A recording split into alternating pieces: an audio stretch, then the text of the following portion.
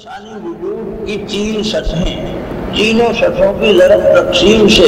انسان کی ظاہری باطنی زندگی کی جتنی صورتیں، جتنے اعمال، جتنی اشکال وجود میں آتی ہیں، وہ سب کی سطح، ایک جسم کی سطح، ایک ذہن یا عقل یا فکر و خیال،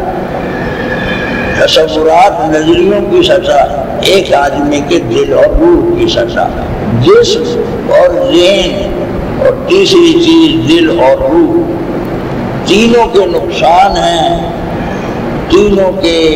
فائدوں کی باتیں ہیں، تینوں کی راحتیں ہیں،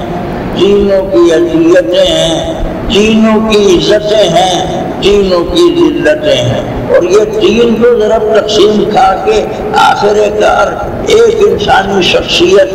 ایک نامی کل، ایک اس کے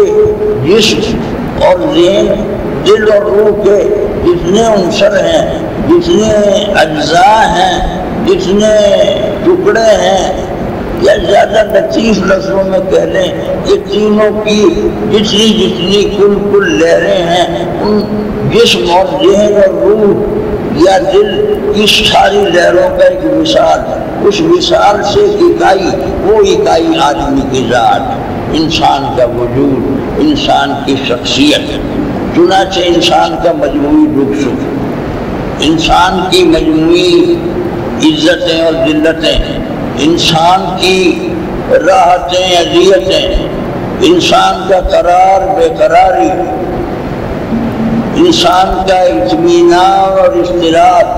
انسان کی کامرانی اور ناکامی، جس کا پھر حاصل کہ انسان کا تنزل اور پستیوں کی طرف جانا، یا انسان کا اپنے عروج اور بلندیوں کی طرف جانا، انسان کا منتشر ہو کے بالکل نامکمل حالتوں میں جیے جانے کا عمل، جسم کی بھی حالتیں نامکمل، ذہن کی بھی ساری صورتیں حالتیں نامکمل، دل اور روح کی بھی، یعنی تکمیل اور عدم تکمیل، مکمل ہونا، مکمل نہ ہونا، نامکمل رہنا، ساری بات یہ ہوئی۔ اب جو آیت میں نے پڑھی، اس میں حق تعالیٰ نے تو آدمی جس طرح مکمل ہو سکتا ہے، اور جس کے بغیر اس کے مکمل ہونے کا سوال نہیں ہے، جس کے بغیر نامکمل رہے گا یعنی ناقص رہے گا، یعنی منتشر رہے گا، یعنی اس کے وجود میں جسم، ذہن، روح کے جتنے عنصر ہیں، ان عنصروں میں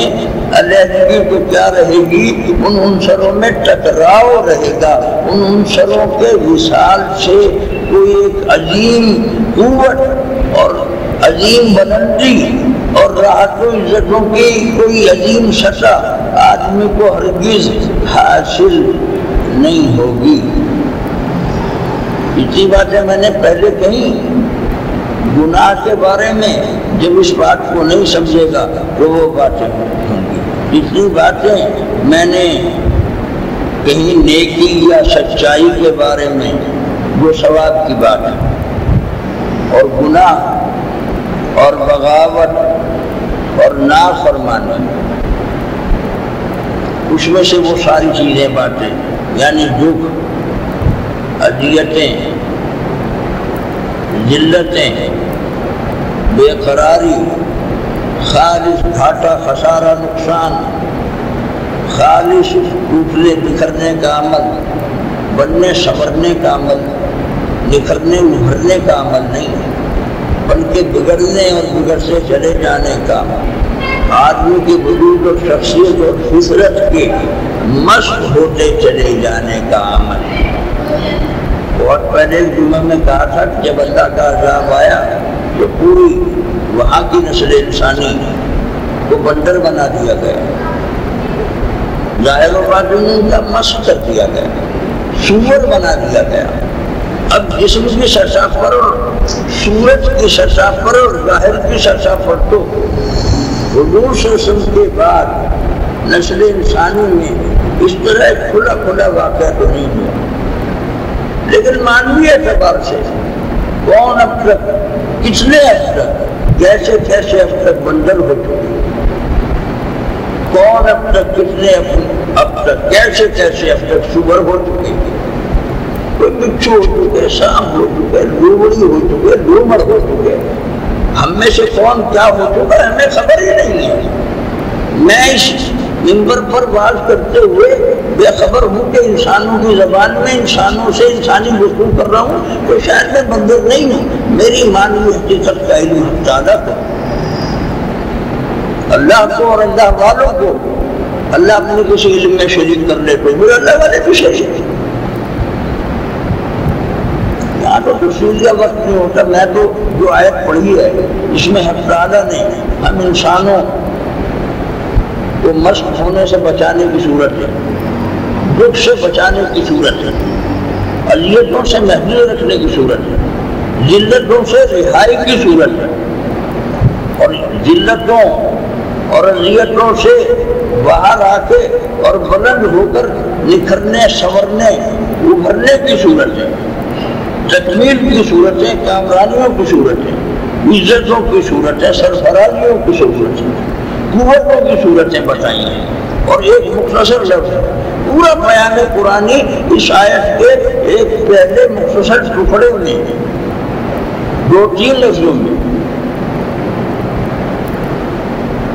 مرکزی لفظ تو تین ہی ہے، وَذَرُوا ظَاهِرَ الْإِثْمِ وَبَاطِنَهُ، کہ لوگوں تمہیں کیا چاہیے میں تمہیں بتاتا ہوں،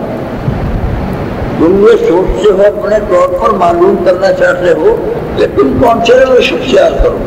جو روش مثلا لوگوں کی روش ہو، کافر ہو مسلم ہو، عاقل ہو احمق ہو، عالم ہو جاہل ہو، فرانسیسی امریکی مصری ترکی جو بھی ہو، چھوٹا ہو بڑا ہو،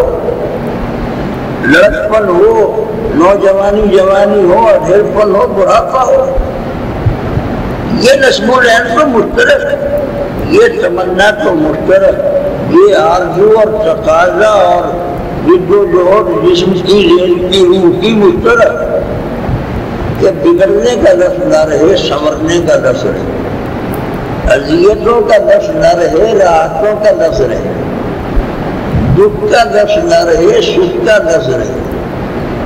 ناکامیوں کا لفظ نہ رہے کامرانیوں کا لفظ رہے، گرنے اور گرتے چلے جانے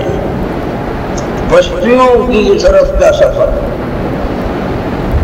دلدلوں میں اترنے دھسنے کا عمل، یہ نہیں ہو پرواز کا عمل، خوشیوں اور راحتوں کو ایک دنیا ہو، کہاں کس بات میں کس طرح ہے اس پر اختلاف ہے، اس پر تو دو نسل انسانی کے دو افراد کا ذرا کبھی اختلاف نہ ہوا کبھی اور کہیں نہ ہے نہ ہوگا، کہ سکھ چاہیے، قرار چاہیے، آرام چاہیے، عزتیں چاہیے، راحتیں چاہیے، سرور چاہیے، کب کہاں کس طرح حاصل ہوگا اس پر اختلاف ہے۔ ایک کو اس سمت میں یہ سب چیزیں دکھائی دیتی ہیں، کسی کو اس سمت میں، کسی کو اس سمت میں، کسی کو اس سمت میں، کسی کو اس سمت میں، کسی کو اس سمت میں، کسی کو اس طرح، کسی کو اس طرح، کسی کو ایسے، کسی کو ایسے، ایسے ایسے انگنت جاتی ہیں، انگنت جاتی ہیں، ان کی گنتی انگنت ہے تو گنتی ممکن ہی نہیں ہے، لیکن ہر زاویے میں ہر شخص اور ہر گروہ اور ہر قوم اور ہر مملکت اور ہر سلطنت اور ہر تہذیب اور ہر معاشرے اور اس کے ایک ایک فرد کی بس یہ تمنا راحتیں، عزتیں، سکھ، سرور، حق تعالیٰ علم کل، علم مطلق، خطا پذیری سے بالکل پاک اور بلند اور آزاد علم تو حق تعالیٰ کا علم ہے۔ انسان اپنے طور پر فیصلے کر بھی لیں تو پھر فیصلوں میں تذبذب اور بے یقینی اور شکوک و شبہات اور سوالات اور اعتراضات اور نظریوں کی جنگ، اتنے ہی موقف ایک ایک موقف کی دوسرے سارے، ایک ایک موقف سے جنگ۔